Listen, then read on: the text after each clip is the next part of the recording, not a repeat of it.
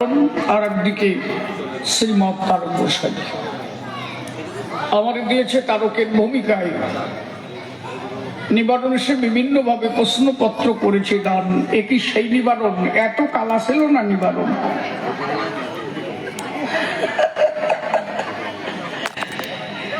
নিবারণ এত কালা ছিল না কে? তুই দেখছিস সে নিবারণ না, দেখেছে অয়োগ্য কল্পনাতে নিবারণ হয়েছে, ওর মতো কইছে।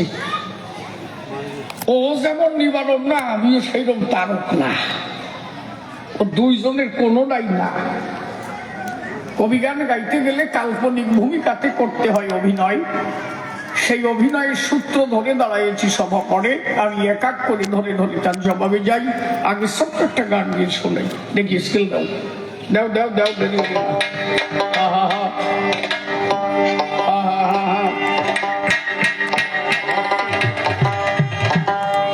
মালা কি খুলে ফেলান যায়? দেশে মঙ্গল গোসাই ভালো দেখাচ্ছে না? ও যে যে জায়গা লাগতেছে সাত সাত করে উঠতেছে। মালা মনে হয় ফ্রিজে কে বার করেছে।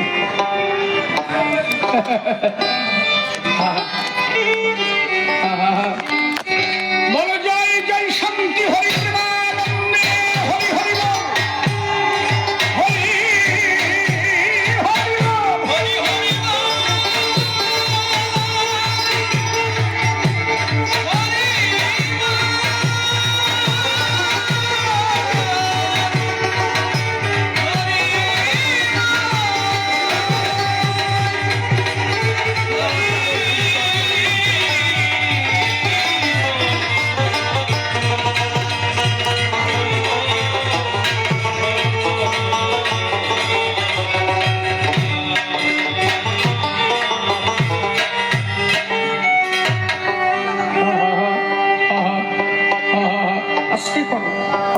ঠিক নেই।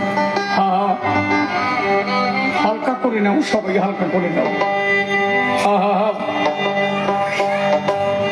ও কোটি ব্রহ্মার পতন হইল জানি,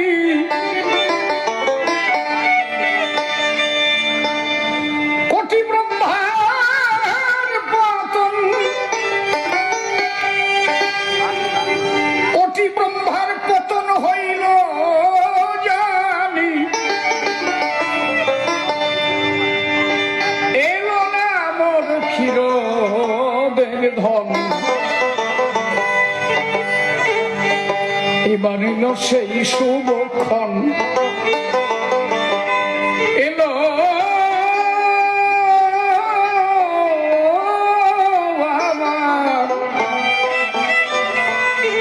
এলো আমার শ্রীহরিচন।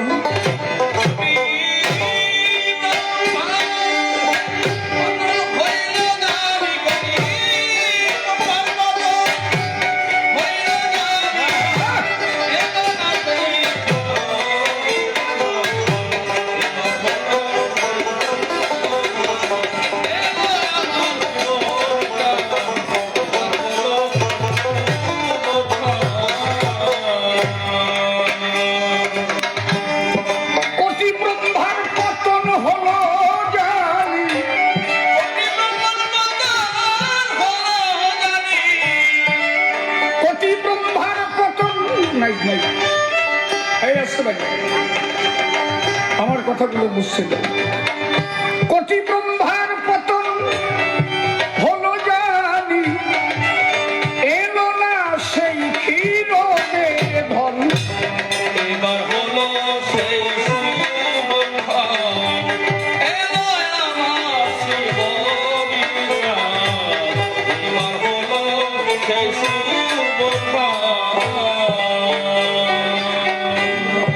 হরি এলো, হরি এলো ক্ষীরোদ ছেড়ে,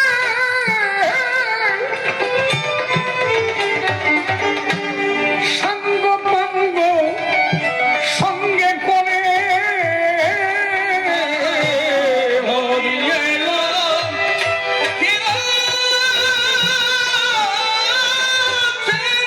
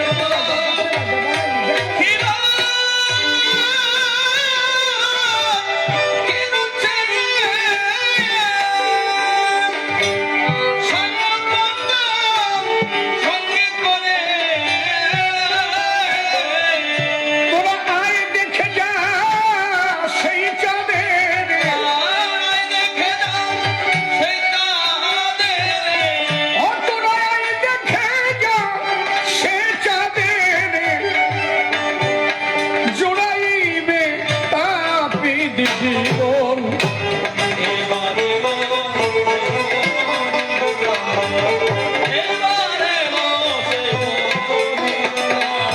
কোটি ব্রহ্মার পতন হইল জানি ব্রহ্মার পতন হইল জানি কোটি ব্রহ্মার পতন হইল জানি এলো না সে এবার হলো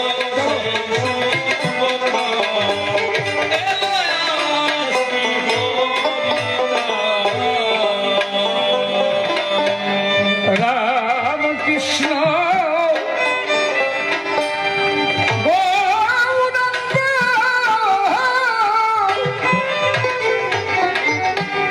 তারা অংশ হয়ে করল সঙ্গ রামকৃষ্ণ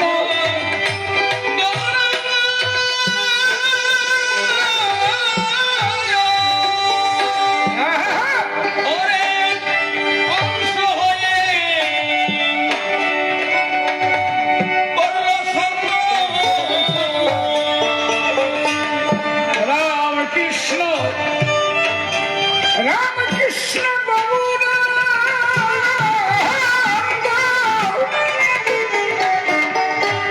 হরিবংশ হয়ে করল সঙ্গ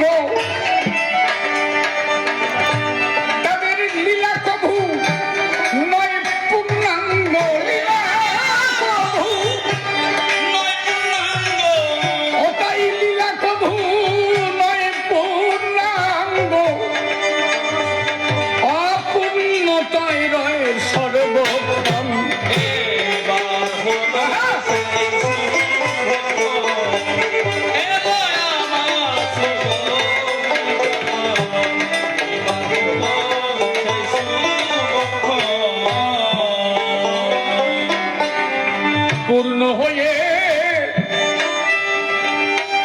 পূর্ণ হয়ে না আসিলে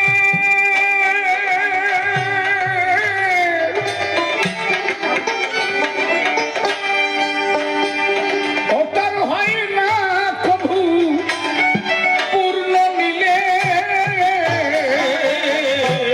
পূর্ণ হয়ে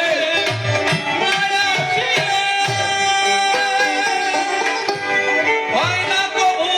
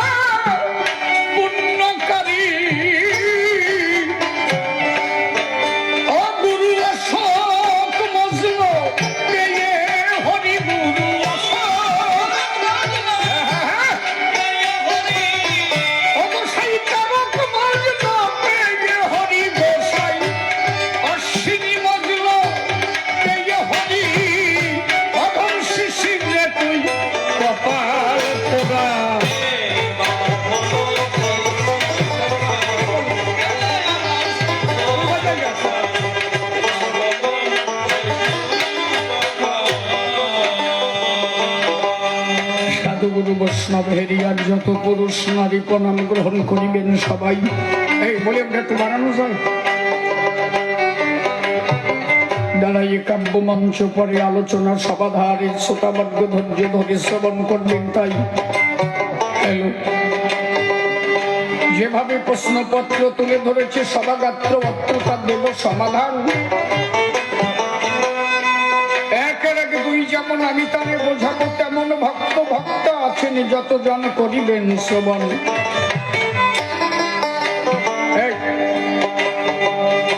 দাঁড়াইয়ে সভা তলে জবাব দিতে হবে সভ্য সভাস্থলে। দুটি ভূমিকায় দাঁড়াইয়েছি দুইজন, একদিকে নিবারণ বসে শুনেছেন জ্ঞানীজন, আর একদিকে আমি হয়েছি তারক চান সভারই সদন। তারকের ভূমিকা মতে দাঁড়িয়েছি এ সভাতে, জোর হাতে প্রণাম করি তারক চাঁদের পায়। আমার তারক দায়িত্ব কবি গান জানে যত জ্ঞানবান, যার কাঁধের পরে কথা বলতো হরিচাঁদ গোসাই। যেত তারক যে আসরে বসেন শোনেন নারী নরে, ভক্তদের কত মনস্কামনা পূর্ণ করেছেন আমার তারক চাঁদ গোসাই। কাটা কাটা আজও চল না আসরে মানুষ গেলে দেখতে পারে, তারকের বরে সেখানে মশা প্রবেশ করে না রে ভাই। হ্যাঁ একদম, ওটা কি ফাইলিং ছেড়ে দিন, কে বলেছে তোর এগুলো?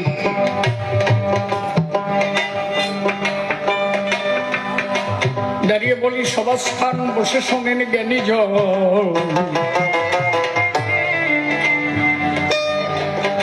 যেভাবে তারক আমার ধর্ম করেছিল প্রচার। যদি বলি তারকের গুণ কাহিনী বসে শোনেন জ্ঞানী গুণী, সেই ভূমিকা ইদানি আমার দ্বারা কবি গান গাওয়া সম্ভব নয় সমাধান। মাত্র 16 বছর বয়সে তারক গান গাই সভা পাশে। ওই বয়সে মানুষ কথা ঠিক মতো বলতে নাহি পারে, 8 থেকে 10 বছরের ভিতরে সমস্ত গ্রন্থ মুখস্থ করে। এটা হতে পারে একমাত্র তার আধ্যাত্মিক কোন সাধনার জোরে। কারণ তারকের জন্ম সামান্য নয়, যার জন্ম হয়েছিল মা কালীর বরে। তাই মার্গশিষ্য অমাবস্যায় শনিবার দিনে 1845 সালে বসে শোনেন জ্ঞানী দলে। অগ্রহায়ণ মাস অমাবস্যা শনিবারে তারক গোসাই জন্ম নিয়েছিল এ মহিমণ্ডলে। আমাদের মধ্যে দেখি তাই, যদি শনিবার অমাবস্যায় কেউ জন্মায়, বলে বারের দোষ পড়ে গেছে নাকি ওর ঘাড়ে। আর যদি কেউ পূর্ণিমায় মরে, কয় যে 3 বইয়া 10 ধরিছে বলে। কিন্তু মতুয়া যারা বেদ বিধির ঊর্ধ্বে, তারা এগুলো বিশ্বাস নাহি করে। অমাবস্যা শনিবারে জন্মালো, সেই কিন্তু শ্রেষ্ঠ কবি হলো। তার মানে বোঝা গেল তারকের জন্ম কাহিনী। যেবারে যে তিথিতে জন্মাক, কর্মটা তার ঠিকঠাক, কর্মের দ্বারা একমাত্র মানুষ হতে পারে ধনী। ও অমাবস্যায় জন্মালেও কিছু আসে যায় না, পূর্ণিমায় হলেও আসবে যাবে না, কর্ম ভালো চাই। জন্ম হোক যথাযথা, বসে শোনেন বিজ্ঞ শ্রোতা, কর্মের দ্বারা মানুষ জগতে শ্রেষ্ঠা সন পায়। আমার কথা বোঝা যাচ্ছে? শীতের মধ্যে তো এই জন্য এগে নিয়ে গেছে, এগুলোর পাঁচালি কয়, একা একা বলতে হয়। আর এখন যা গাচ্ছি এর বলে সুর পাঁচালি। ওই পাঁচালি একটু সুরে সুরে গাই শীতের সময়, যাতে মানুষ একটু আনন্দ পায়, ওদেরও যাতে হাতগুলো বসে না থাকে, ওদের একটু ঘাম ঝরিয়ে যায় নাকি। আর আমি একা গালি এটা নিরামিষ নিরামিষ ভাব হয়ে যাবে। তাহলে সামান্য ব্যক্তি তারক নয়, কবি সমাজে একজন শ্রেষ্ঠ কবি তারক গোসাই, এইটা ভাববার বিষয়। রাজেন্দ্র পাগলকে শ্রেষ্ঠ কবি বলা হয়েছিল, বসে শোনেন জ্ঞানী দল, এর একটা কারণ ছিল। বলি সহস্থান, একমাত্র মতুয়া ধর্ম যে প্রকৃতভাবে প্রচার করে সেই তারক গোসাইয়ে চলাচলে। পরবর্তীতে তার শিষ্য ছিল দুইজন, একজন মনোহর আর একজন হরিবর। সভাপতি করি বিশ্লেষণ, এই মনোহরের ঘরে বিজয় সরকার 12 বছর কবিজ্ঞান শিক্ষা গ্রহণ করে। এই জন্য বিজয় বাবুর গুরুদেব মনোহর সরকার। তাহলে বিজয় সরকারের দাদু গুরু মনোহরের যেখান থেকে কবিগান শুরু, সেই আমার তারক চাঁদ গোসাই।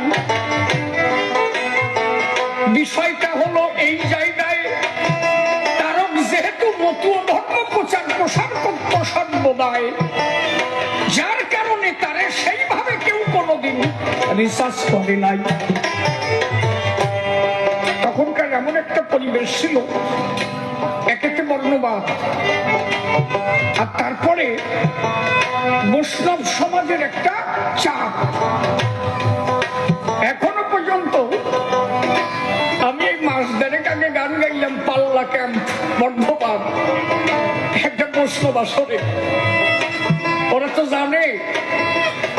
এই জন্য আমি গানে উঠা কিছুটা আগে কমিটি এলো আমার সংবিধানে, সেক্রেটারি বললো আমার কানে কানে, কি আমাদের এই জায়গা তো নামযোগ্য হয়, ওই হরিগুরু সাহেবের ধ্বনি টনি দেবেন না। আমার যে ছেলেটা গান গিয়ে গেল, যে কালো, ওই যে গান নিবারণ হইল, ও আমার কাছে বলে তাই বাবা ধ্বনি দেওয়া যাবে না, আর তুমি ধ্বনি দিবা, তারপরে যাও, ঝড় তো আমার উপর দিয়ে যাবে, আমি দেখবানি। ওই পাল্লা ক্যাম্পে খোঁজ করলে নাই নাই করে 500 ঘর বেরোবে মতুয়া। সেখানে গিয়ে যদি এখন আমার শুনতে হয় হরিগুরু চাঁদের ধ্বনি দেওয়া যাবে না, তাহলে তারক গোসাই যখন একা ধর্ম প্রচার করেছে তখনকার পরিস্থিতি কি ছিল? বোঝা যাচ্ছে আমার কথা পরিষ্কার? তখন তাকে কোনোভাবে রিসার্চ করতে দেওয়া হয়নি। এমনকি পরবর্তীতে যে কয়েকজন সরকার হলো, তো বলতে নাই, এ বললে আমি দোষের বাগী হয়ে দাঁড়াই, কিন্তু আমি না বলে গেলে পরে আর বলবে কিনা তাও ভাববার বিষয়। এই জন্য আমি বলে যাই। তার দোষের পরে আর 2 জন সরকার হলো, মনোহর আর হরিবর। হরিবরের সঙ্গে রাজেন্দ্র পাগলের একটা সম্পর্ক ছিল। হরিবরের বোনকে বিয়ে করে রাজেন্দ্র পাগল, সেহেতু তাদের একটা সম্পর্ক। এই মনোহর আর হরিবর তারক গোসাই করে, এই 2 জন শিষ্য ছেলে তার, এবং হরিলীলামৃতের পূর্ণ দায়িত্ব পড়ে হরিবরের উপর। হরিলীলামৃত প্রথম যে ছাপানো হয়, প্রথম যে টাকা গোপাল সাধু 500 টাকা দেয়, সেই টাকা নিয়ে শশীভূষণ বাবু, আর একজন হচ্ছে হরিবর, আর হচ্ছে সঙ্গে ছিল গোপাল সাধু, এই 3 জন কলকাতায় এসে লীলামৃত ছাপাতে দেয়।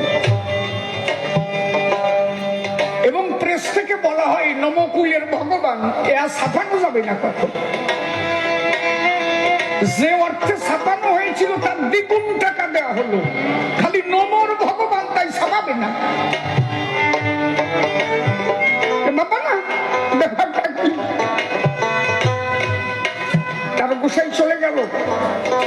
গোসাই থাকতে কিন্তু লীলামৃত ছাপা হয়নি। উনি তুলে দিয়ে গেছিল হরিবরের ধারে ওরাকান্দিতে। পরবর্তীতে গুরুচাঁদ ঠাকুর, তারক গোসাই আর গুরুচাঁদ ঠাকুর প্রায় একই বয়সী। গুরুচাঁদ ঠাকুরের ডেট অফ বার্থ ছিল 1846 13 মার্চ, আর তারক গোসাই 1845। তার মানে তারক গোসাই আর গুরুচাঁদ ঠাকুর 6 থেকে 7 মাসের ছোট ছিল তারক গোসাই থেকে।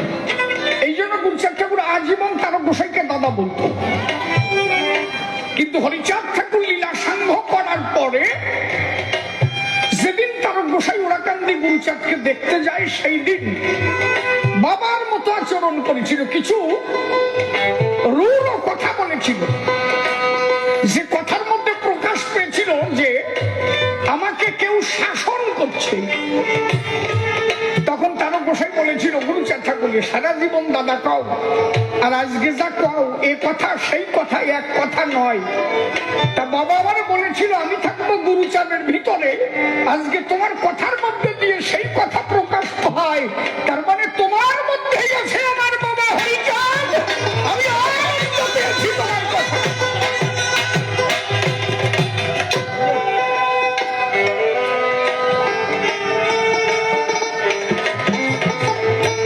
এই যে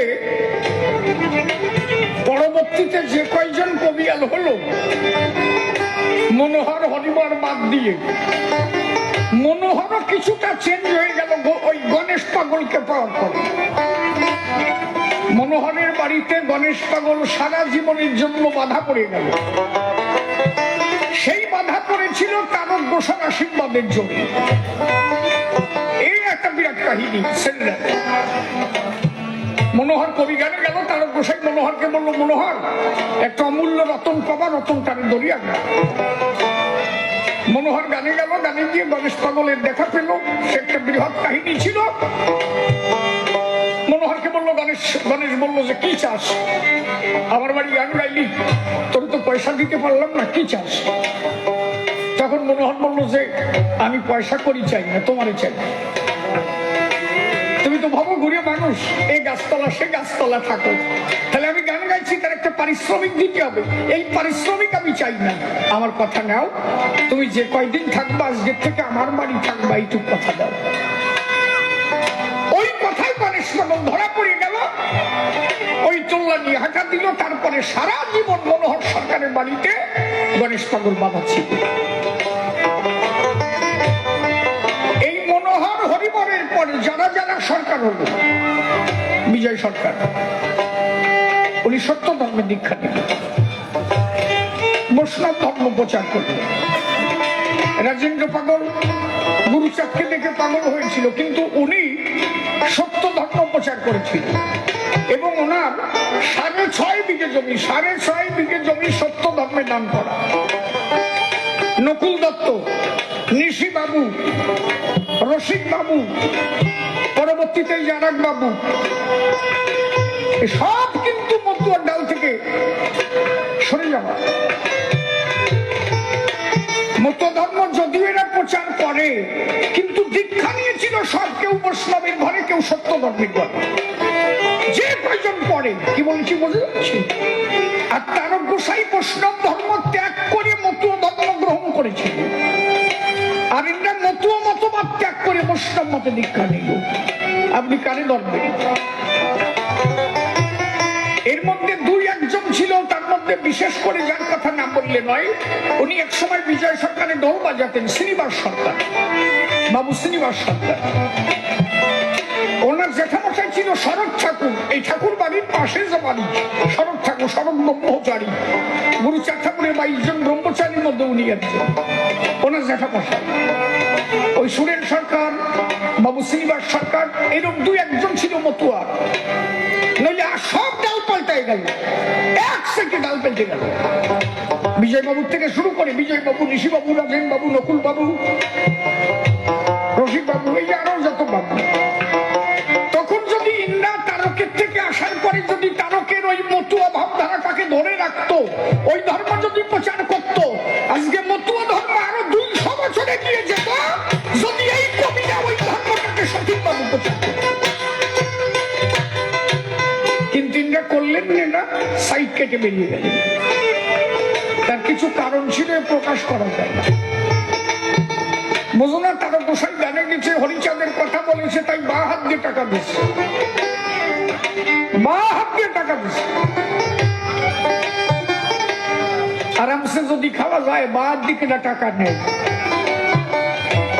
কিন্তু তারক তো ওই কথা ভাবি নাই। তারক ভেবেছে তাই আমার জীবন গেল, আমার হরি গুরু চাঁদকে আমি জগতে চিনাই যাবো যে আমার হরি গুরু চাঁদকে। এটা ভাববার বিষয়। এই জন্য আমি মনে করি শুধু একদিকে না, চারণ কবি সমাজে অন্তত চারণ কবিদের মধ্যে 16 বছর বয়সে গান গেছে এমন কোন মানুষ নাই, এমন কোন কবি নেই। সেটা তারক গোসাই,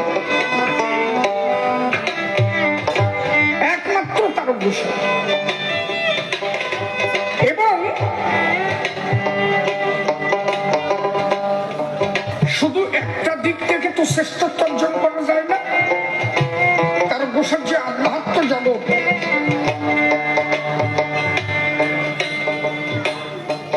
তারক গোসাইর বরে 70 বছরের বুড়ির গর্ভে একটা ছেলে জন্ম নেয়। সেই ছেলেটার নাম হচ্ছে অনন্ত পাগল। সেই মায়ের বয়স তখন 70 বছর। ছেলে মেয়ে হয়, বুড়ি হয়ে গেছে। তার বসে বললো, মা আমি যদি হরিচাঁদের ভক্ত হয়ে থাকি, ঠাকুরকে ভালোবাসি,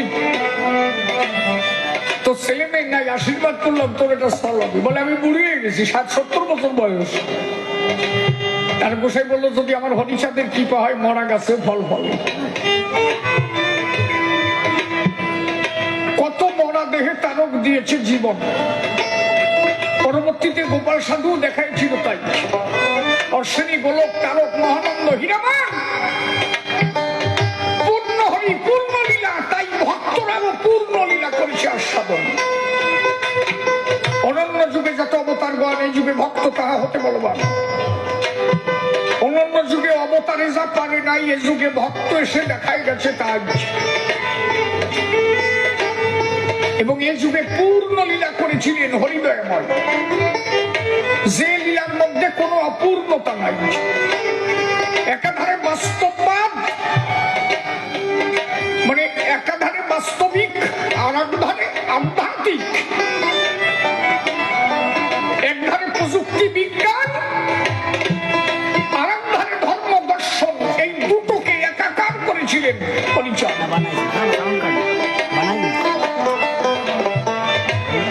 কোনো ভেজালিয়া কথা মতুয়াদের মধ্যে নাই, একদম পরিষ্কার পরিচ্ছন্ন কথা। হরিচাঁদ ঠাকুর বললেন, আমার ধর্মকে জানতে গেলে আগে গার্হস্থ্য ধর্ম করতে হবে। গৃহধর্ম গৃহকর্ম করিবে সকল, হাতে কাম মুখে নাম ভক্তি প্রবল।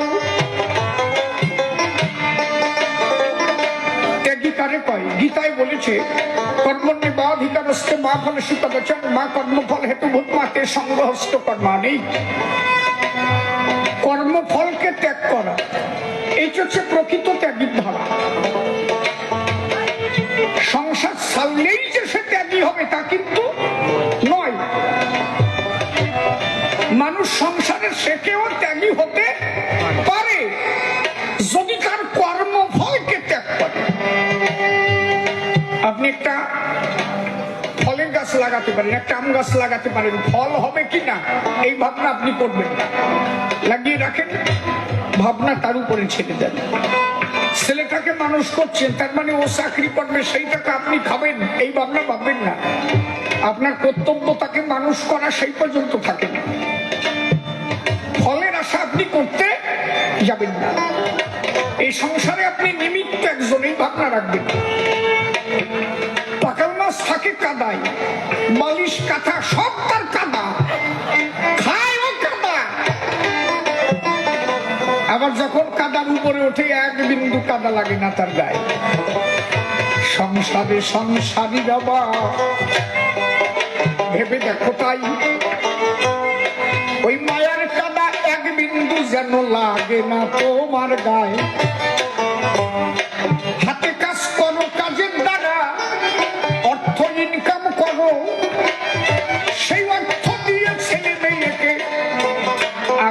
মানুষ করো। আমার গুরুচাঁদ ঠাকুর একটা মূল্যবান কথা বলেছিল, যে ঘরে অর্থ নাই সেই ঘরে নারায়ণ নাই। আগে অর্থকে তোমার মূল্য দিতে হবে। বাড়ি টাকা আসলে আমরা বলি লক্ষ্মী আইছে নাকি? আচ্ছা, লক্ষ্মীর সাথে আর একটা কথা যোগ আছে না, লক্ষ্মী আর নারায়ণ। তাহলে যেখানে অর্থ সেখানে নারায়ণ, ভেবে দেখো তাই। আর লক্ষ্মীর বোন সরস্বতী তার সাথে সাথে ভাই। একটা ছেলে মানুষ করতে হলে অর্থের প্রয়োজন। অর্থ না হলে শিক্ষা পাবে তুমি দিতে পারবা না কখন। বর্তমান ভালো স্কুলে পড়াতে গেলে প্রচুর অর্থ চাই। খালি জয় রাধে রাধে বলে খাইলে কি আর ছেলে মানুষ করা যায়? কর্ম করে আগে অর্থ ইনকাম করা চাই। আর অর্থ হলে ছেলেকে ভালো স্কুলে পড়াতে পারবা গোসাই। ছেলে যেদিন মানুষ হবে আমার কথা লবা, সেই দিন তুমি কাজকর্ম ছেড়ে হরি গুণ গাবা। পরিষ্কার কথা না? তোমার বৃন্দাবন জাতি হবে কেন? ঘরেই তো তোমার বৃন্দাবন। হাতে কাজ করো, মুখে নাম করো। হাতে কাজের দ্বারা অর্থ ইনকাম করো, ছেলে পেলে মানুষ করো, শিক্ষা দাও। যদি একটা সৎপুত্র তোমার বংশে জন্মায়, তার জন্য এই সমাজ উপকৃত হয়। আজকে এখানে আমাদের এক ডাক্তার বাবু এসেছেন, আমার সঙ্গে খুব ভালোবাসার মানুষ, বহুদিন পরে দেখা হয়েছে। আমি শুধু এখানে গানে এসেছি তাই চলে এসেছি। উনি এখানেই মাঝে মাঝে বসেন, বাড়িতেই বসেন, রুগী দেখেন। আমার সঙ্গে মাঝে মাঝে ফোনে কথা হয়। সমস্যা হলে আমি বললে ওষুধ দিয়ে দেয় আমার। খুবই একজন প্রাণের মানুষ। আচ্ছা, ওনার মা বাবা যদি ওনাকে না আনতো তাহলে আজকে সমাজ কি উপকৃত হতো না? ওনার মা বাবা যদি বইলে দিকে মতো ভাবতো যে আমরাও রাধা রাধা করে বৃন্দাবনে যাই, তাহলে ওইরকম ছেলে যদি না আসতো সমাজের কি উপকার হতো?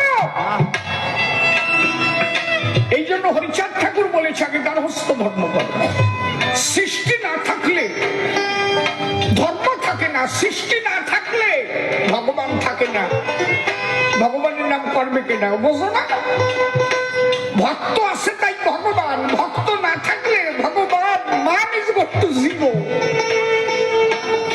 ভগবানকে বলা হয় শক্তিমান, শক্তি প্লাস মান, তাই শক্তিমান। শক্তি যদি কেটে দিই মান ইজ ইকুয়াল টু জিরো। শক্তি কারা? ভক্ত যারা। আজকে ভক্তরা এত বড় প্যান্ডেল করেছে, ওই মন্দির করেছে, তাই তো মানুষ এসে ভগবানকে প্রণাম করছে। তাহলে ভগবান প্রণাম পাচ্ছে ভক্ত যখন জায়গা করে দিয়েছে। ভক্ত যদি জায়গা না করে দিত, কিনা এসে খালি মাঠে প্রণাম দিত, কথা কও সাটা বোঝো না? বৃন্দাবন যাও যাও, আগে গার্হস্থ্য ধর্ম করো, সৃষ্টি রক্ষা করো। বুঝেছ নাকি? যে কটা বিয়ে করো না এই সপ্তাহের মধ্যে বিয়ে করবা, পরিষ্কার করে দিলাম।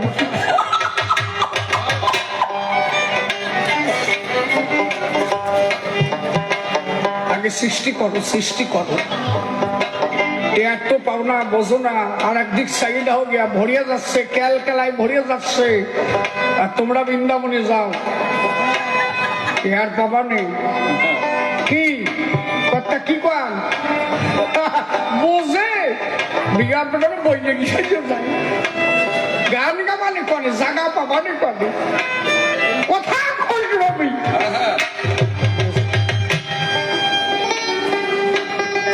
এই মতুয়া দর্শনটাকে অনেকে ফলো করে না।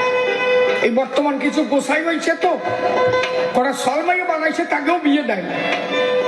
আমি দেখতেছি তো, যে কটা গোসাই হয়েছে বিয়ে তো গোসাই। এই হরিচাঁদ ঠাকুর কইছে না, কি বলেছি বুঝেছেন? কারো গোসাই বিয়ে করবে না। হরিচাঁদ ঠাকুর বললেন কারো তোমার বিয়ে করতে করতে হবে, আমার ধর্ম পালন করতে হবে। বলে বাবা আমি বিয়ে করবো না, বিয়ে করে যদি তোমারে ভুলে যাই। বলে এই, তুই যদি ভুলে যাস আমি তোরে মনে রাখবো, তাও তোর বিয়ে করতে হবে। আপনি হরিমিল আপনি তো মনে রাখবেন। তখনকার দিনে, এখন তো ছেলের বাড়িতে ফোন দেয়, তখন মাইয়ের বাড়িতে ফোন দিয়ে মাইয়া আনতি হতো। ঠিক বুঝাই ঠিক কিনা? আমার ঠাকুরমা সে যে কি কালারে, আমার ঠাকুর একদিন কয় যে শিশির এই 15টা দিয়ে পণ দিয়ে আনিছি, এই মাল ফোনে আনতে হচ্ছে। কয় তাই দেয় না, তখন পণ দিয়ে আনতে হতো। তার বসে যখন বিয়ে করলো ওনার পণ দিতে হয়েছিল। তার বললো বাবা এই পণের টাকা আমি পারবো না। বলে আমি দেবো, তাও তোমার বিয়ে করতে হবে। হরিচাঁদ ঠাকুর নিজে পণ দিয়েছিল। বললো আমার ধর্ম গার্হস্থ ধর্ম। অশ্রী গোসাই পরিষ্কার লিখেছে, আমার হরিচাঁদের অপার লীলা, লীলা বুঝবে সাধ্যকার। এবার প্রশস্ত গার্হস্থ ধর্ম জগতে করলেন প্রচার, হরিচাঁদের অপার লীলা, লীলা বুঝবে সাধ্যকার। পড়ে দেখা। আর এখন গোসাই হচ্ছে বউ ছাড়া গোসাই, সাতা বোঝে না কিছু না। এই একখান ভগবান বউ ছাড়া আছে, কৃষ্ণের পাশে রাধা, রামের পাশে সীতা, লক্ষ্মীর পাশে নারায়ণ, মহাপ্রভুর পাশে 2 জন, লক্ষ্মী পিয়া বিষ্ণু পিয়া, নিতার পাশে 2 জন, বসুদা জাহ্নবী, হরিচন্দ্রের শান্তি মাতা, গুরুচন্দ্রের সত্যভামা, এমনকি বুদ্ধদেব তার স্ত্রীর নাম ছিল সুজতা। ভেবে দেখেন মনের কথা। তুমি বই নাকি যাও কথা, বউ নিয়ে যদি সব হয় কি দরকার তোমার? বোঝো না কথা, বুঝিস নাকি? ভগবান নিজে বউ দেখো, ওই মহারাজের কাছে ওরা বুঝতেছে যে আমাকে পালি পড়তেছে। এই জন্য দেখবা আগে নারায়ণ কয় না, কয় যে লক্ষ্মী নারায়ণ, রাধা কৃষ্ণ, শান্তি হরি। তাই তো নারীর প্রাধান্য ভারী। সংসারে হতে গেলে সংসারী আগে নারীকে মান্য দিতে হবে ভারী। গার্হস্থ সাজত গোলক পাগল হয়েছিল বিয়ের পর, মহানন্দ পাগল বিয়ে করে পাগল, বিয়ের পরে পাগল হয়েছিল।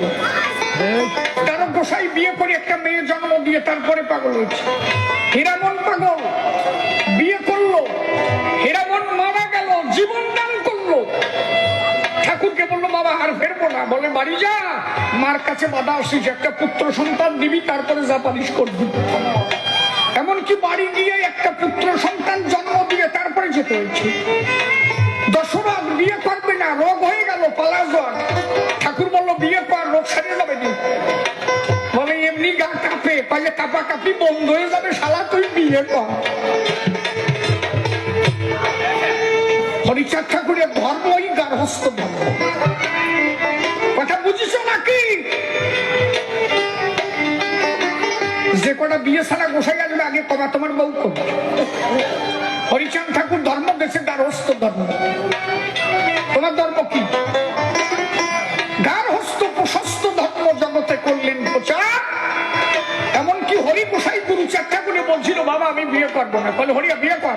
বলে না বাবা আমি বিয়ে করবো না। বলে হরিয়া বলছি কিন্তু বিয়ে কর, আমার বাবার ধর্ম বিয়ে করা ধর্ম, গার্হস্থ ধর্ম। বলে না বিয়ে করবো না। বলে শালা তোর 2 বিয়ে হবে। শেষ পর্যন্ত হরি গোসাই 2 বিয়ে হবে। ব্রহ্মা যখন নারদকে সৃষ্টি করেছিল, নারদরে বললো নারদ বিয়ে করতে হবে। যদি বলো আমার কথা মানবে না, আমি প্রমাণ দিচ্ছি। ব্রহ্ম বৈবর্ত পুরাণ প্রথম চ্যাপ্টার পড়ে দেখবা, ব্রহ্মার জন্ম কাহিনী, নারদের জন্ম কাহিনী। নারদ জন্মেছিল ব্রহ্মার ললাট থেকে, এই কণ্ঠদেশ থেকে জন্ম হয়েছিল।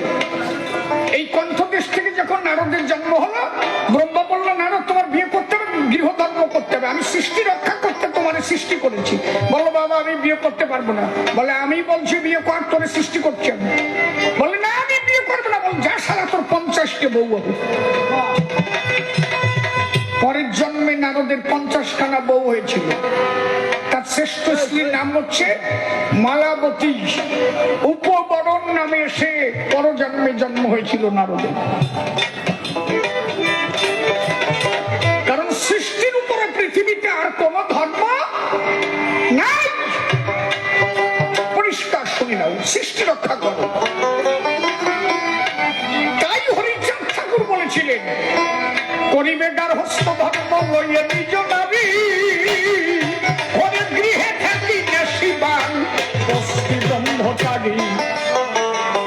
ঋতু রক্ষা করিবে জীব হত্যা ভয়, আমি কেহ বা পূর্ণ সন্ন্যাসী নিষ্কাম আশ্রয়। শালা স্মৃতিটি গিয়ে ঘুরিয়ে ভাগিয়ে যাচ্ছে।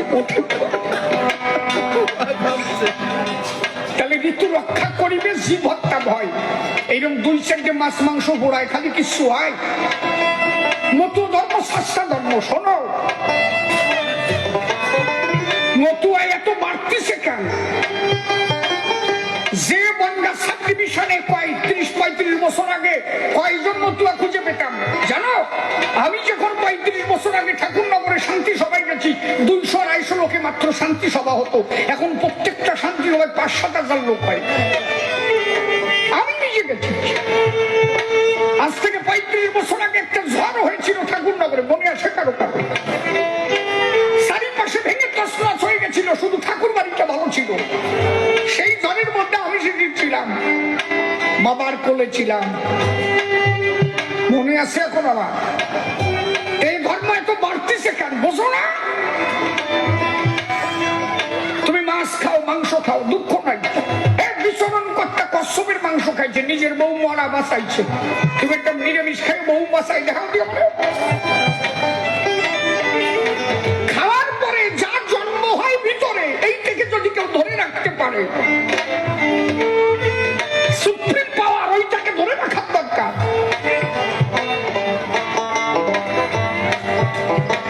একবার নারীর কাছে যদি মিলন হয়, সৃষ্টি রক্ষা করতে শুধু যাবা, ঋতু রক্ষা করবা, কিন্তু জীব হত্যা করবা না। ঋতু রক্ষা করিবে জীব হত্যা ভয়।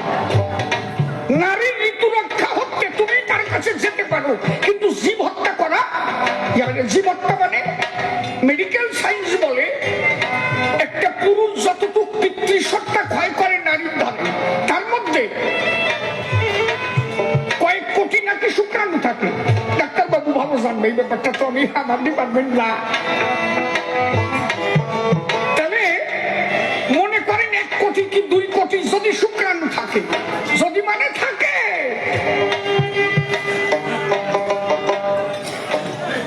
আচ্ছা 1 কোটি মাছ সারা জীবনে মারিয়ে খাইতে পারবা তুমি? 1 কোটি মাছ মারিয়ে খাওয়া যায় সারা জীবনে? আমি যদি 90 বছর পর্যন্ত বাঁচি, 365 ইন্টু 90 কত হয়? কত হয়? কত হবে? বেশি হবে না। কিন্তু একবার নারীর কাছে গেলে 2 থেকে 3 কোটি শুক্রকীট নষ্ট। সারা জীবনে এত মাছ মারিয়ে খেতে পারবা না, একবার নারীর কাছে গিয়ে যে জীব তুমি ধ্বংস করেছো। কথা বুঝেছো? তা ওইরকম মাছ 2-1 কোটি মেরে খেলে কিছু হয় না। যা ধরে রাখলে সুপ্রিম পাওয়ার শরীরে জন্মায়,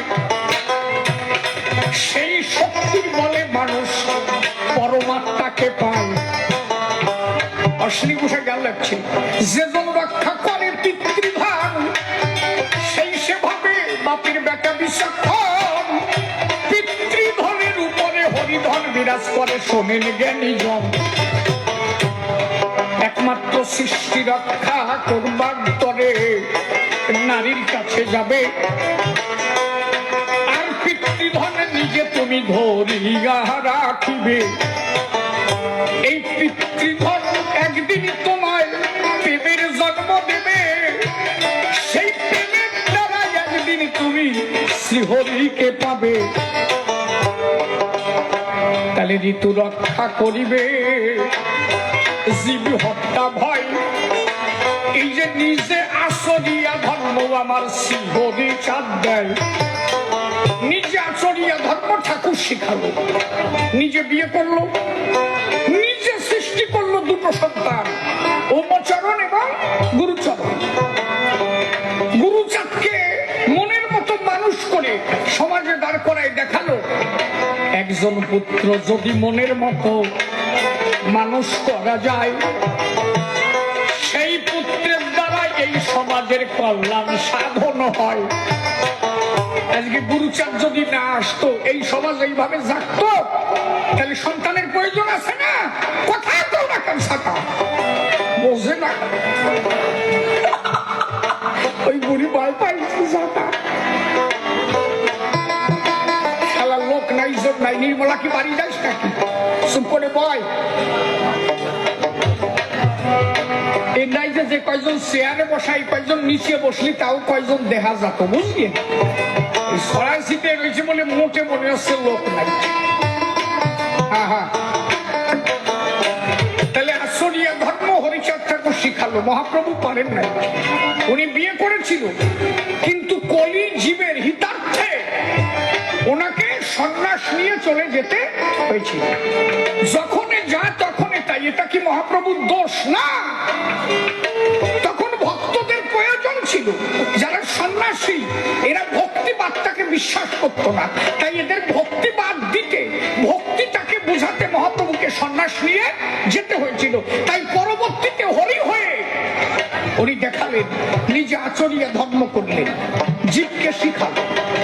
এইটা বাকি থেকে গেল। আর কি বাকি থাকলো? হরিলীলামৃত বললেন, অনন্য যুগে পাষণ্ডী মস্তক ছেদন, এ যুগে পাষণ্ডী হয় নামস্ত্রে দলন। ধন্য ধন্য অবতীর্ণ চৈতন্য নিতাই, আরে প্রেম দ্বারা উদ্ধারিল জগায়ার মাধাই। সেই নাম প্রেম মধ্যে কলি প্রবেশিল, প্রকৃতির স্থানে বিন্দু প্লাবিত হইল। হরিচাঁদকে আসার মূল কারণ কি? তার গোসাই বলল কি? অনন্য যুগে পাষণ্ডীর মস্তক ছিল। যেমন ত্রেতা যুগে রামচন্দ্র পাষণ্ডী যারা পাপী, এদেরকে নিধন করেছে। আচ্ছা, এদের পাপ ছিল ধারে, এদের যদি নিধন করে, পাপও গেল পাপিও গেল, লাভ কি হলো? কথা বুঝেছ? একজনের গাই গরুর রোগ হয়েছে, এখন ডাক্তারের কাছে গিয়ে বলছে, ডাক্তার বাবু আমার গাইকে পাতলা হাগা হয়েছে। ডাক্তার বাবু হাগার ট্যাবলেট দিচ্ছে, হাগা আরো বাড়িয়েছে। পরের দিন সকালবেলায় ডাক্তার যে খবর নেছে গরুর রোগ সারিছে, মালিক কয় যে রোগও সারিছে, গরুও মরিছে। কি কাজ হয়েছে তাই কর? তাহলে তুমি ভগবান, পাপ করাতে হলে পাপীর গায়ে পাপকে দিয়ে ফেলে পাপীকে মুক্ত করে নাও করলে তুমি পারো না। তুমি কি করেছ? পাপীকে একবারে মারিয়ে দিয়ে পাপও ফেলালে পাপীও শেষ করলে, লাভ কি হলো? ডাক্তার বাবুর কাছে গেলাম যে কিডনি খারাপ হয়েছে, তো ঠিক করে দাও। কিডনিও ভালো হলো, রুগীও মারিয়ে দিল, কি লাভ হলো? নাকি কথা বোঝো নাই? কথা তাহলে তারক গোসাই বলছে তাই অনন্য যুগে পাষণ্ডীর মস্তক ছেদন, এ যুগে পাষণ্ডীর নাম অস্ত্রে দল। মহাপ্রভু বললেন, এবার আর পাপী নিধন করবো না। এবার মনে আছে, ভাবো, পাপীকে দাঁড় করাইয়ে নেব, নাম দিয়ে পাপ করাইয়ে পাপীকে কোলে কোলে নেব। দেখেছ, সেই জায়গায় মাথায় পাপী ছিল, নামের দ্বারাই পাপ চলিয়া গেল। একবার প্রেমানন্দে বদন ভরে হরি হরি বলো, একেবারে পরিষ্কার পরিষ্কার পরিষ্কার। নাকি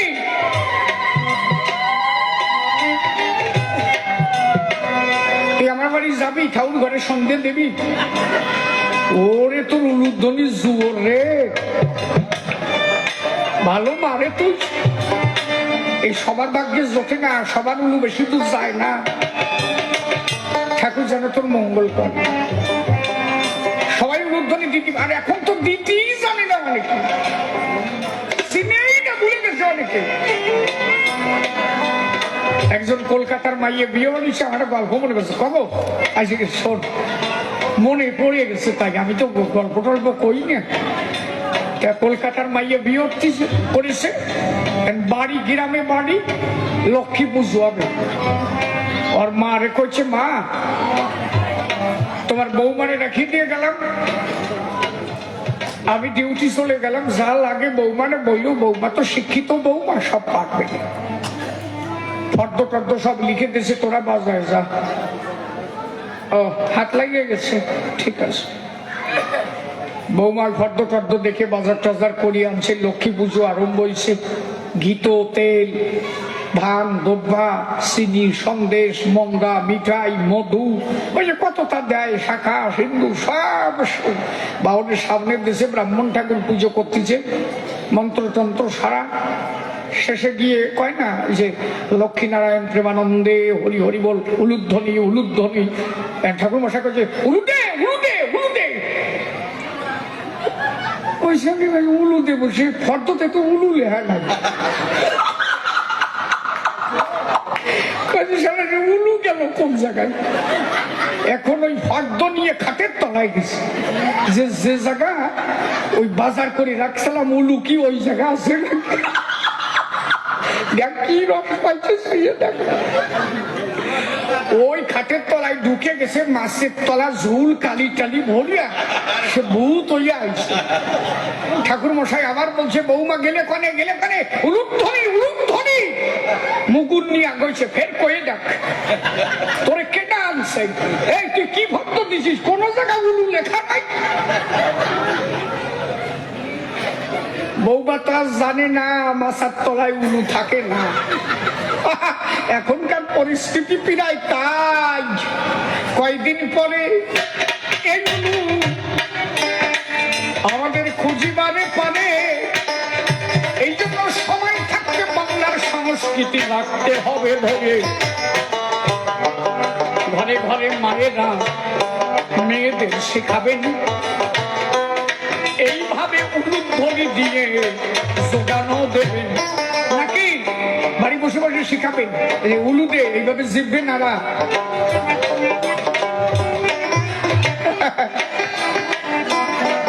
বাংলার সংস্কৃতি নষ্ট করা যাবে না। আর এটা শুধু সংস্কৃতি নয়, ঈশ্বর আরাধনার উলুধ্বনি একটা মূল বিষয়। এই হরিধ্বনি উলুধ্বনি একত্রিত হবে যে সবাই, দেখবা ওই দুই ধ্বনি একত্র হলে দেখ মহাশক্তি পায়। একবার প্রেমানন্দে বদল হলে হরি বল হরি বল হরি বল। দেখ সাইয়ে দেখ শালা শীত কাটিয়ে গেছে মতো, গায়ে আর শীত শীত নাই কি।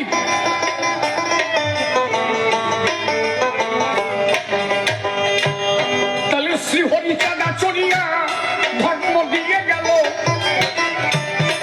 আর ধর্ম দিতে যাহা বাকি থেকে গেল। তাহলে মহাপ্রভু, তার গোসাই বললেন মহাপ্রভু খারাপ না তো, আমরা মহাপ্রভুকে খারাপ বলতে পারি না। যদি মহাপ্রভুকে খারাপ বলি তাহলে আমার হরিচাঁদকে খারাপ বলা হয়। তার গোসাই পরিষ্কার লিখেছে, ধন্য ধন্য অবতীর্ণ চৈতন্য নিতাই,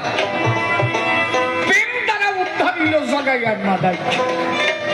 তাহলে নিতাই আর চৈতন্য খারাপ নয়, প্রেমের দ্বারা জগৎ মাতালো। তাহলে হরিচাঁদকে কেন আসতে হলো? ওর পরের কলিতেই লিখলো, এই নাম প্রেম মধ্যে কলি প্রবেশিল, প্রকৃতির স্থানে বিন্দু প্লাবিত হইল। এই যে এক দলের ভেগধারী দল বার হয়ে গেল, এইটা মহাপ্রভু জানতো না যে এরা এই করবে শেষে। আজকে মহাপ্রভু জানতো না যে আমি চলে যাওয়ার পরে কয় শয়তানে এই আনবে। এরা করলো কি, ধর্মটাকে ব্যভিচারীকে পরিণত করলো। পরের বিধবা নিয়ে নিজে সাদা কাপড় পরবে, বিধবাটাও ওই পরবে, এই পড়িয়ে পরের বাড়ি বাড়ি যাইয়ে ওই যে কি হারে কয় যে আমরা বামাচারীর বজন করি। এই বামাচারীর বজন যারা করে আমি তাদের শ্রদ্ধা করি। এটা যৎসামান্য ভজন নয়, এই ভজনের শিরোমণি ছিল 2 জন। আমি সবাইকে খারাপ বলছি না, তবে যারা পারে না খালি খালি ও জায়গা যাবা না, অত সোজা নাকি? নারীতে হবে মিলন, নারীর সঙ্গে মিলন হবে, কিন্তু বিন্দু সবটা নারীর কাছে হবে না পতন। এলো অটল দেশের ভজন, কথা বুঝেছ? ওখানে যাবে কিন্তু পিতৃসত্তা ক্ষয় হবে না। যেথাকার বিন্দু মোরা তথায় পাঠাবো, প্রকৃতির কাছে বিন্দু কিছু না রাখিব। এরা এই ধর্ম করতে গিয়ে নেকায় নল, অত সোজা নাকি? ওই জায়গাতে ঠিকঠাক আছে, কোনো বিয়ে সোজা। ওই যে নেটাই নিল, ধর্ম নষ্ট হয়ে গেল। তাই তারা গুছাই লিখলো কি, সেই নাম প্রেম মধ্যে কলি ঢুকে গেল, প্রকৃতির স্থানে বিন্দু প্লাবিত হইল। প্রকৃতি মানে হচ্ছে নারী, বিন্দু মানে পিতৃসত্তা। এই নারীর কাছে বিন্দু সত্তা পতন হয়ে গেল, ধর্ম নষ্ট হয়ে গেল। যে কারণে শ্রীহরি আমার হলো আগমন, পরিষ্কার গার্হস্থ ধর্ম করিল যাজন। বলো যা পারবা না ও ছাতা করিয়ে না, এসব বাদ দিয়া করিবে গার্হস্থ ধর্ম। লইয়ে নিজ নারী আমি গৃহে থাকি না শিবান পস্তি ব্রহ্মচারী। আমি ঋতু রক্ষা করিবে জীব হত্যা ভয়ে, কেহ বা পুণ্য সন্ন্যাসী নিষ্কাম আশ্রয়। আরে গৃহধর্ম গৃহকর্ম করিবে সকল, হাতে কাম মুখে নাম ভক্তি প্রবল।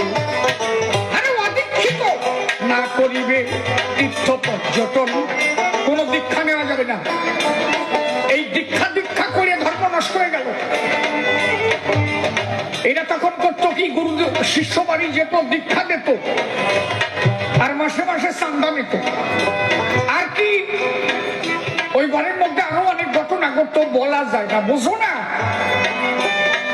ওদের মধ্যে ছিল সুস্মার্গ, গুরুদেব একা যাবে ওই বাড়ির এন্ডে খাবে, অন্য কেউ শুয়ে দিলে জাত চলে যাবে। যারে ফল বানাবে সে বাজার করিয়া নিয়ে নেবে, তার গাঠির টাকার বাজার। শুয়ে দিলি খাতে পারবে না, খালি দোলাই সালসা দরকার না। গুরুদেব শিষ্য বাড়ি গেছে, শিষ্য কয় যে বাবা আপনি তো আসছেন, বলে আমার ঘর আলাদা, গোবর্ষণে টনা দিয়ে বৌমা লেপে দেশে। গুরুদেব বলে তোর বাড়ি আসলাম পৌষ মাসের দিনে, একটু খেজুরের গুড় দিয়ে যদি পরমান্ন বানায় দিত। বলে গুরুদেব আপনি তো নিজে রান্না করে খান, আমরা শুয়ে দিলে তো আপনি খেতে পারেন না। বলে হ্যাঁ, বাজার টাজার করে দেশে, আখের গুড় খেজুরের গুড় মতনা গুড় আনিয়ে দেশে, সব গুড় আনিয়ে গুরুদেব দেশে। গুরুদেব রান্না একা একা খাবে, জল লাগবে। গুরুদেব ডাক দিয়ে বলে তাই জল পাবো কোন জায়গায়? শিষ্যের বউ বলে আমি শুলে তো খেতে পারবেন না। বলে না, টিউবওয়েল থেকে উঠোন পর্যন্ত নিয়ে ঘরে উঠিস না, জল উঠোন অব্দি আনা যাবে, ঘরে ঢুকা যাবে না। কত বড় ভঙ্গি টের পাও? মানে টিউবওয়েল টিপতে যে কঠিন একটা পরিশ্রম, ওই সেক্রেটারি দিয়ে করাবে, ওতে দোষ নাই। উঠোনে বালতি ধুয়ে দিয়েছে, উনি এসে তুলসীর পাতা দিয়ে শুদ্ধ করেছে, ঘরে নিয়ে যাইয়ে রন্ধন করেছে। ছোট্ট একটা মেয়ে আসো দেখতেছে, আর খেজুরের গুড়ির পরমান্ন তো একটা সেন্ট বাজুয়ায়, সেটা আলাদা গন্ধ। মেয়েটা ভাবতেছে দাদু রাঁধতেছে, আমিও খাবো। আর ওই দাদু ওর দিকে গরম দিয়ে তাকাচ্ছে, এদিক তাকাস কেন? একা খাবে, গন্ধ তো খালি ওকে বাড়ির লোক পাই নাই, কুকুর বিড়েলেও তো পাইছে। ওরাও চারিপাশে ঘুরতেছে, গোসাই কোন সময় ফাঁক পায়। গোসাই গামলায় বাড়িয়ে স্নান করতে গেছে, কুকুর কন্ডেরটা আইসে এক ঢাই দিয়ে বাড়ি চলে গেছে। ওই ছোট মাইয়েটা ওই দেখছে, ওর মারে কাছে মা আমরা তো ওই ঘরে যাচ্ছি না, কুড়ি কিন্তু খাচ্ছে। ওর মা কয় যে কথা কইস না, ফের আবার গুড় কিনে দিতে হবে। ওর মাও কুমার না, কয় যে কথা কইস থাক, ও গুড় আর কিনে দেওয়া যাবে না। গোসাই চ্যান ট্যান করিয়া সে টিকিটি ঝাড়া দিয়া ওম জনার্দনায় নমঃ, ওম ভজনাভ্যায় নমঃ। আর ওই সেমনিটা কাছে যতই মন্তর পাও কুড়ি খাইছে। ওই ভোগ নিয়ে যে বইছে, খাওয়া পিড়ায় শেষ আর অল্প একটু আছে। আর ওই মেয়ে ওইভাবে টাকা দিয়েছে, গুরুদেব ভাবছি এক একটা ভাই খাই ওর একটু দি, বলে দিদি ভাই আয় তোর একটু দি, কয় যে কুড়ি খাত আমরা খাইবে। আর পাও না না, পরের টাকার বাজার, পরের টাকার জল, পরে টিউবওয়েল, কল, তার গায়ের খাটনি দিয়ে যে বল সেই টাকার বাজার খাও, আর তারা শুনি দোষ হয় না।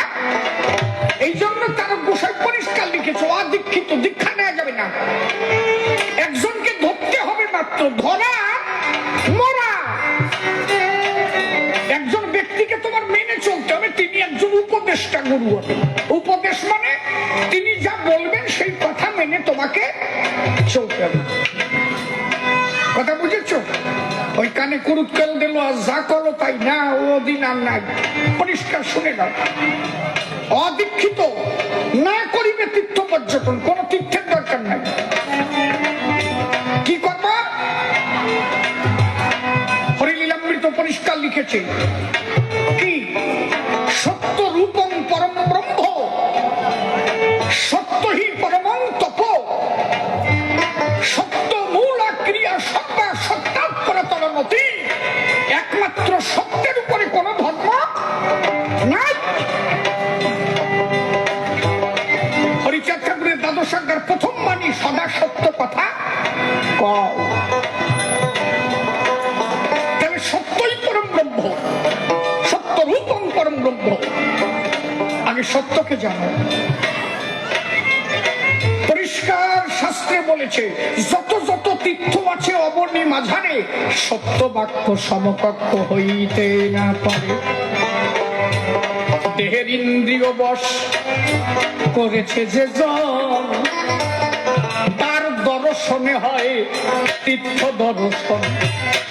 কোন তীর্থের দরকার নেই। আর তীর্থে যে 10,000 টাকা 15,000 টাকা ব্যয় করবা, ওই টাকা ওই জায়গা না দিয়ে প্রতিদিন ওই টাকা দিয়ে ভালো মন্দ কিনে তোমার মা বাবাকে খাওয়াও। আরে মা বাবাকে যত্ন করে ভালো রেখে দাও। দেখো মাতা পিতা গাছের গোড়া, হরি গাছের ফল, গাছের গোড়া কেটে কেন আগায় ঢালো জল। একমাত্র মা বাবার চরণে কোটি তীর্থ আছে। একবারে প্রেমানন্দে হরি হরি বলো ভক্ত মাঝে। মাতা পিতার করিলে সেবা, তার আর কিছু দরকার নাই। এই মাতা পিতার চরণ তলে সর্বতীর্থ হয়। তাহলে পিতা মাতার সেবা দিলে কোটি তীর্থ পায়। আর সত্য বাক্য সমকক্ষ জগতে কিছু নাই। তাহলে অদীক্ষিত না করিবে তীর্থ পর্যটন। মুক্তি স্পৃহা, কোন মুক্তির আশা করা যাবে না। আমি স্বর্গে যাব না, ও মুক্তি চায় না ভক্ত। সাজুজ্য শুনিতে ভক্তের হয় কিনা ভয়, নরক বাছায় তবু সাজুজ্য না লয়। ভক্ত মুক্তি চায় না। ভক্ত কি চায় জানো? ভক্ত চায় ভক্তি। আমি তোমারে বলে কাঁদবো, স্বর্গে যাই নরকে যাই, ও আমার দরকার নাই। আমি যেন তোমারে বলে কাঁদতে পারি, এইটুকু ভিক্ষা চাই। একবারে তোমার আনন্দে হরি গুলো সদাই যেন গাই। মুক্তির আসার দরকার নাই। আমি মুক্তি পেয়ে স্বর্গে চলে যাব, আমি সংসার ছেড়ে চলে যাব, আমি বৃন্দাবন যাব, আমি অমুক জায়গা যাব। তাহলে 3 সন্তান মাইছি, তাকে কি করে মানুষ করবো? এই মুক্তি দরকার নাই। তুমি হাতে কাম করো, মুখে নাম করো। নামের দ্বারা তুমি ঈশ্বরকে পাবে, আর কাজের দ্বারা অর্থ ইনকাম হবে। ওই মুক্তির আশা করিয়ে বর্তমানে তোমার যে বেঁচে থাকতে হবে, এই পথটাকে তুমি নষ্ট করতে পারো না। এর পরিষ্কার কথা। আজকে কথা বুঝেছ? আমি 3 দিন পরে কলাম যে আমি গোসাই হইয়া গামছা বইয়ে গ্রাম বইয়ে ঘুরিয়ে বেড়াবো, দুনিয়া সব জন্মাইছো, তা মানুষ করবে না? তুমি নিজের মুক্তির খবর নাও, বাড়ির করা কি হবে? কথা বুঝেছ? বাড়ির করা মানুষ করার দায়িত্ব কার? ওই দূরে যদি ক্রিমিনাল হয় তার দায়িত্ব কার? তোমার। ছেলে জন্মাইয়ে তুমি মানুষ করতে পারো নাই। মুক্তির আসার দরকার নাই, মুক্তি এমনি হবে তুমি হরিনাম করো, নামে প্রেম দেবে, নামে ভক্তি হবে, ভক্তিতে তুমি ঈশ্বরকে পাবে, আর কর্মের দ্বারা তোমার অর্থ ইনকাম হবে। তাই বলছে মুক্তি স্পৃহা শূন্য নাই সাধন ভজন, কোন সাধন ভজন নাই। কি আছে? একবার যদি বলো হরি তাইতে সকল পাই, এক হরি নামের মধ্যে আমরা সব আরাধনা যাই। বলে এক হরি নামের মধ্যে গুণ দিয়া আমি নিঃস্ব জলে করাইব পরম বৈষ্ণব। এই জন্য মতুয়াদের অন্য তন্ত্র মন্ত্র সাধন ভজন নাই। একবার বল হরি বলে আমরা হরি গুণ গাই। ডঙ্কা বাজাও, কাশি বাজাও, আর করো হরি নাম। এই হরি নামে জুড়াইবে তোমার মনস্কাম। একখানি প্রশ্নের আমি দিলাম সমাধান, সত্য করে দিয়ে গেলাম, আপনারা শুনলেন জ্ঞান পান। বলে শ্রী গুরুচাঁদ কি করেছে তুমি বলো দেখি। বলে শিক্ষা দিল কেন গুরুচাঁদ, বোঝাও দেখি মনে। বলে নাম না দিয়ে শিক্ষা দিল কেন? নামেই মানুষ তরে, নামেই মানুষ ঈশ্বরকে পায়। শিক্ষা দিয়েছে কেন? প্রকৃত ধর্মকে জানতে গেলে আগে শিক্ষা দরকার। তুমি যে নাম করবা সেই নাম করার জায়গাটা তো পাবা। আজকে আমার সমাজের মানুষ এই জায়গা পেত নাকি?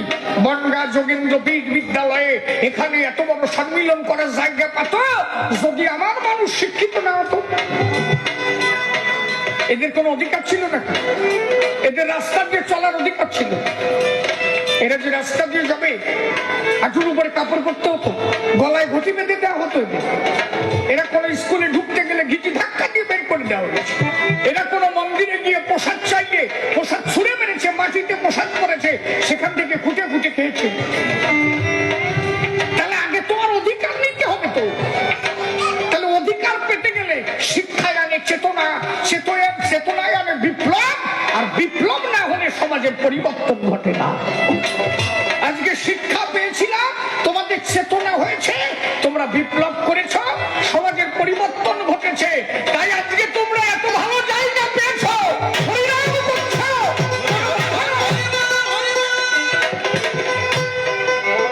তোমাদের জানা থাকবে একটা সময় তোমাদের হরিনাম করতে দেওয়া হয়নি।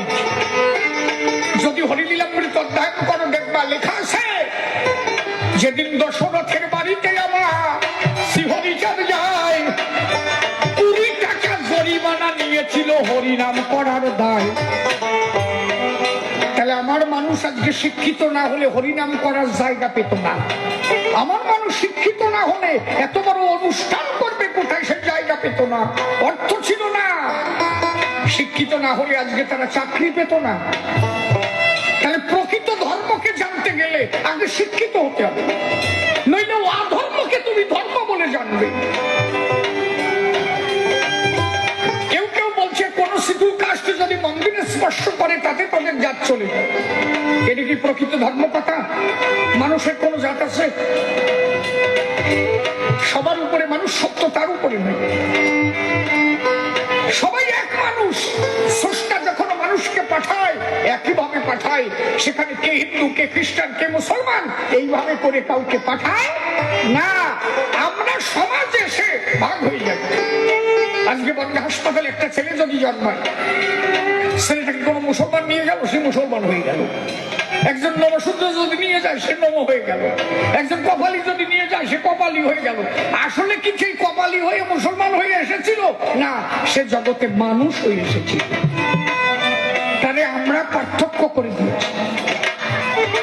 তাহলে মানুষের কোন জাত নাই। এই জন্য হরিচাঁদ ঠাকুর বলেছে, জীবে দয়া নামে রুচি, মানুষ সেতে নিষ্ঠা, ইহা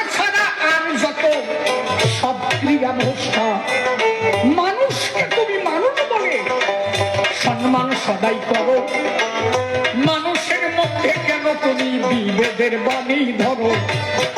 কথা বোঝা যাচ্ছে বাবা? এর পরিষ্কার কথা, বেজাল নাই। এরপরে যদি কাজ আমি বুঝি না, তাহলে আমি আর পারবো না, যা পারো করো। হ্যাঁ, তাহলে গুরুচাঁদ ঠাকুরের জন্য পরিষ্কার বলেছে কি, অনন্ত অসীম যদি দেখিবারে চাস, আগে ধর্ম নয় শিক্ষা জলে ভাস। শিক্ষিত না হলে তুই প্রকৃত ধর্মটাকে বুঝতে পারবি না, কোনটা সঠিক ধর্ম।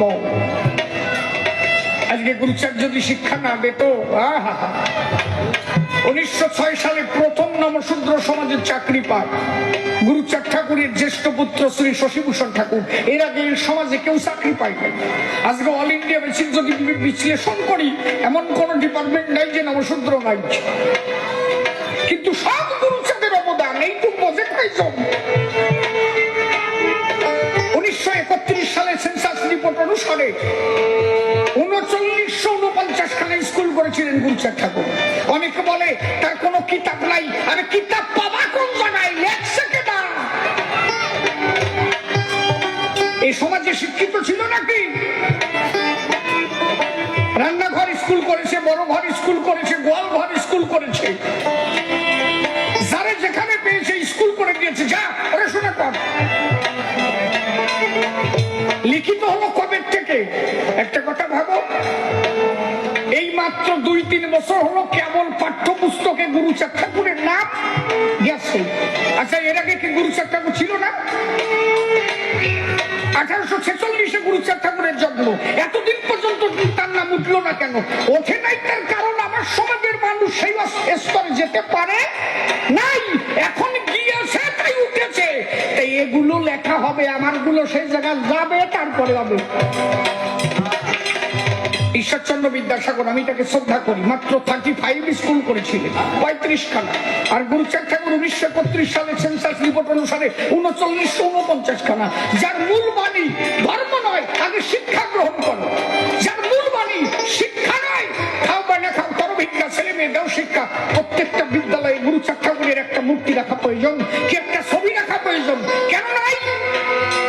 আমার এমএলএ, আমার এমপি যারা, তারা এডুকেশন বিভাগের সঙ্গে কথা বলে না কেন? যে এত বড় শিক্ষাবিদ, যিনি সারাটা জীবন শিক্ষার জন্য দান করলেন, সেই মানুষের একটা ছবি, অনন্য ছবি পাশে থাকবে না কেন? এগুলো থাকবে না, এতদিন রাখে নাই, কেবল শুরু হয়েছে। দত্তভিলি এক জায়গায় দেখলাম রেখেছে, এরুলি বাজারে দেখলাম গুরুচাঁদ ঠাকুরের মূর্তি হয়েছে, দেখলাম বগুলায় হয়েছে। তার মানে কি, আমার মানুষ শিক্ষিত হচ্ছে, এখন শুরু হয়েছে, সর্বভূত একদিন হবে। সে সময় দিতে হবে তো। কেবল শুরু হয়েছে, আমার মানুষ বুঝতে পারছে বলে, তখন লিখে রাখলো কেন? আরে গুরুচাঁদ ঠাকুরের ওই নেশা ছিল না যে আমি পাইখান স্কুল করে গেলাম, এইটা লিখে রেখে যাই না। যশমান প্রতিষ্ঠা, শুকরের বিষটা, উনি ওই যশ প্রতিষ্ঠা চান নাই। ওনার কথা ছিল কে তুলসীর মালা, আর কে আশার মালা, কে উদ্রক্ষীর মালা। এই মালা আমার দেখার প্রয়োজন নাই। আমার বাবা আমারে বলেছে নমশূদ্রকে দাঁড় করাতে, সে মালা যাই হোক, যদি নমশূদ্র হয়, আমি চাই এই অনুন্নত সম্প্রদায়, যাদেরকে উচ্চ বর্ণের মানুষ দলিত পীড়িত করে রেখেছে, সেই মানুষগুলো যেন সমাজে দাঁড়াতে পারে। উনি তো কোনো মালা দেখে নাই। আজকে বই নাকি তুমি মালা দেখো কেন? তোমার ছেলে চাকরি করে, তোমার ছেলে বিয়ে পাস করে, জন্ম নিয়েছো নম্বর ঘরে, তুমি মালা দেখো কেন? গুরুচাঁদ ঠাকুর চন্ডালগালি মোচন করলেন 1911 সালে। উনি তো নিজে বলতে পারতেন যে তুলসীর মালা যে কটা, এই কটা সারালি থাকবে, বলতে পারতো না? না, উনি এগুলো দেখে নাই। উনি ভেবেছিল তাই একটা মরা জাতি আমার বাবা দায়িত্ব দিয়েছে, আমি এই জাতি উদ্ধার করে যাই। তাহলে আজকে তোমরা ভাবো না, তুমি বৈরাগী হও, আর কালী মন্ত্র হও, আর শিব মন্ত্র হও, তুমি যে কোনো দেবতার উপাসনা করতে পারো, কিন্তু গুরুচাঁদের অবদান তুমি ভুলতে পারো না। দরবার একবার মেডেল দেওয়া হয়েছিল, দরবার মেডেল পাওয়ার উপযুক্ত ছিল মাত্র 252 ব্যান্ড, 252 জন লোককে দরবারে মেডেল দেওয়া হয়েছিল। তার মধ্যে মাত্র একজন ব্যক্তি ছিল নবশূদ্র সমাজের। ব্রিটিশ পিরিয়ডে কোন মাতুব্বর ছিল না, তখন একজন পেয়েছিল, তার মধ্যে তিনি হচ্ছেন গুরুচাঁদ ঠাকুর। 19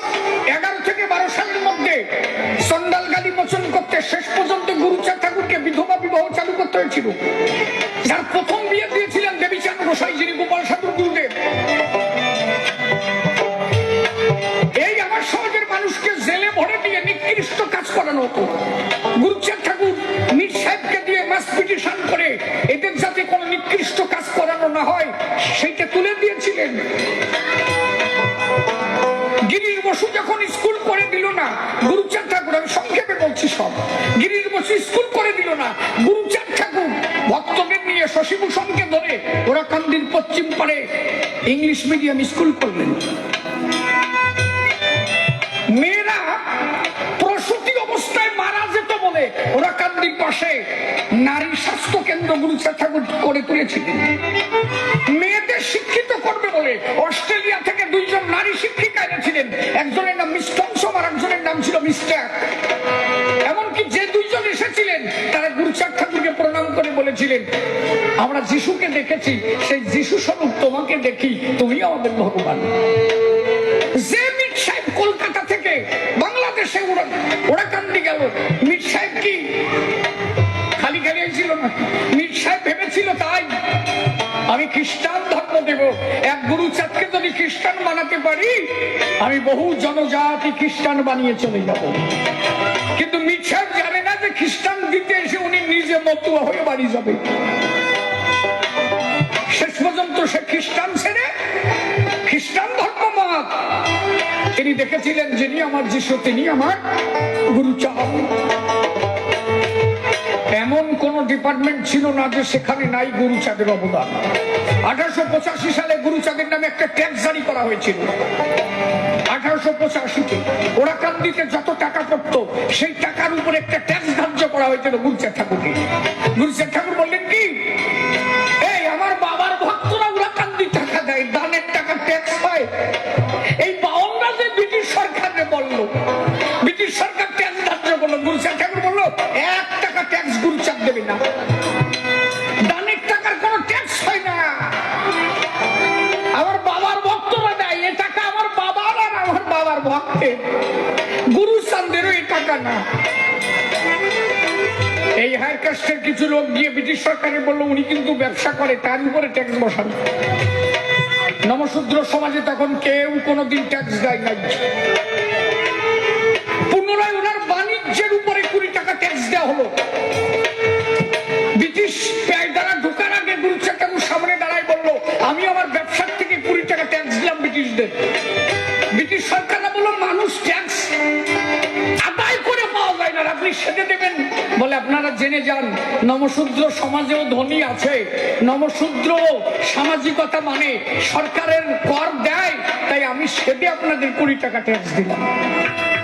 ব্রিটিশ সরকার পার্লামেন্টে একটা দরখাস্ত লিখলো যে নমশূদ্র সত্যি একটা ভদ্র জাতি, তারা নিজেরা ট্যাক্স দেয়, তারা নিজেরা সরকারের রুলস মেনে চলে।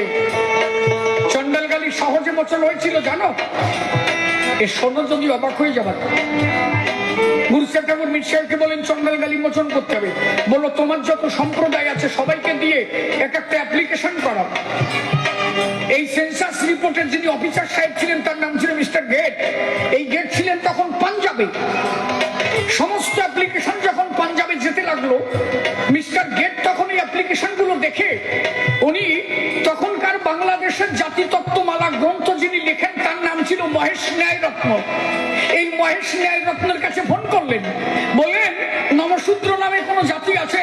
মহেশ ন্যায় রত্ন তখন একটা শয়তানি করলেন। উনি যেহেতু হায়ার কাস্ট ছিলেন উনি বললেন নমশূদ্র নামে কোনো জাতি নাই, আছে চন্ডাল, এরা সমাজের কিছু মানে না। কিন্তু যেহেতু উনি জাতিতত্ত্ব গ্রন্থ লিখেছেন ওনার কথাটাকে পূর্ণভাবে মিস্টার গেট মেনে নিলেন। উনি মীর সাহেবকে ফোন করলেন যে হবে না, চন্ডাল ছাড়া নমশূদ্র বলে কোনো জাতি নাই। তখন মীর সাহেব খ্রিস্টান মিশনারি ভারতবর্ষে যত ছিল সমস্ত খ্রিস্টান মিশনারিতে চিঠি লিখে তাদের কাছ থেকে বললো আপনারা কিছু চিঠি দেন। তাদের দিয়ে চিঠি দেওয়া হলো মিস্টার গেটের কাছে যে আপনাকে যারা বলেছে নমশূদ্র সম্প্রদায় নেই, এটা একটা জাতি প্রতিহিংসা স্বরূপ, কারণ ওরা কোনোভাবেই চায় না যে নমশূদ্র সমাজে প্রতিষ্ঠিত হোক। তখন মিস্টার গেট লোক পাঠায় তদন্ত করে, সেই তদন্তে ধরা পড়ে পারে যে মহেশ ন্যায়রত্ন নিজের জাতির স্বার্থে ভুল কথা বলেছে, শুধু নমশূদ্র প্রতিষ্ঠিত যাতে না হতে পারে। পরবর্তীতে মিস্টার গেট বললেন 1911 সালে সেন্সাস রিপোর্টে যে জনগণনা হবে সেই গণনায় চন্ডাল গালি মুক্ত হয়ে এরা নমশূদ্র হবে। আমি কথা বলি না।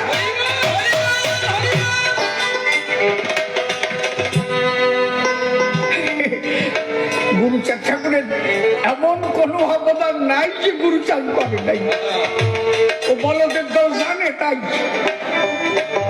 শান্তিমাতা একদিন বললো কি, এই গুরুচাঁদ তুই এত খাতিস কেন? ওরা কান্দি এত টাকা আসে, তুই এত টাকা আমরা খাইয়ে পারি? গুরুচাঁদ ঠাকুর বললেন, মা কি যে কও তুমি? বলে কি কই মানে টাকা কম আসে? বলে একটা টাকা গুরুচাঁদ দেন না, তা তুমি জানো না? আমার বাবা হচ্ছে হরিকল্প বৃক্ষ, আমার বাবার কল্প বৃক্ষে অর্থ আসে। গুরুচাঁদ তো কল্প বৃক্ষ না, এ টাকা বাবা আমার নিয়ে যায় নাই, ভক্তের টাকা। এই টাকা দিয়ে স্কুল হবে, কলেজ হবে, সমাজের উন্নয়ন হবে, আর সংসার চালাতে হলে আমাকে ব্যবসা করতে হবে। হরিদাসপুরে গুরুচাঁদ ঠাকুর নিজে দোকানদারি করেছে, নিজে ব্যবসা করে সংসার চালাচ্ছে, একটা টাকা নিজে কোনোদিন খায় নাই। বাবা না কি বৈরাগী, তুমি যদি নমর বৈরাগী হয়ে থাও, তোমার একবার শুয়ে পড়ে ভাবলিও ভাবতেই হবে যে গুরুচাঁদের টাকা তোমার বংশে খেয়েছে কেউ। হরিচাঁদ ঠাকুর যখন লীলা সংঘ করলেন, অল বাংলাদেশে দুর্ভিক্ষ নেমেছিল, সেই সময় দাঁড়ায় গুরুচাঁদ ঠাকুর 19,000 টাকা এদের মধ্যে বিতরণ করেছিল, নাহলে সব মরে যেত না খাইয়ে। তখনকার 19,000 মানে এইসব বনগা টনগা তখন জমি কি ছিল জানো? হ্যাঁ, আমার বাবার কাছে শুনেছি এখানে ফাঁকা ছিল, এই সব থেকে এসে বাজার করে যেত। আজ থেকে 50 বছর আগের খবর। তাহলে 80-90 বছর কি 100 বছর আগে পরিস্থিতি কি ছিল সব জায়গায়? ওই যে কলকাতা, জগৎপুর, বাগুইহাটির কাছে যা দেখো, অছিল সব কচুরির ধাপ। তখন 10 টাকায় জমি পাওয়া যেত, 5 টাকায় আমার ঠাকুরদার এক বিল লিখে দিতে চেয়েছিল, যে বিল লাল চান্তনে লিখে দিলাম 5 টাকাতে। আমার ঠাকুরদার কাছে বিল দিয়ে কি আর বল জলে ডুবে থাকে। তখনকার 19,000 মানে 19,000 টাকা এখন কয়েক কোটি টাকার সমান। আমার ঠাকুরদা খাই নাই, খাই নাই মানে তোমার মন নাই।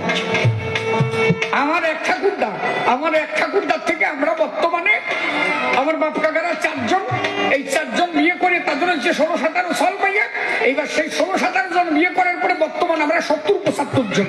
আমার ঠাকুরদা 70 বছরে যদি 70-75 জন বানাতে পারে, আর যদি আমার ঠাকুরদা 200 বছর বাঁচে যেত, বনগা ধরে বলতাম আমরা। তাহলে আগে তো মুষ্টমীয় কয়েকজন, কি ওর মধ্যে যে তোমার বংশের লোক ছিল না, বলো দে কথা কাউ কি কারণ?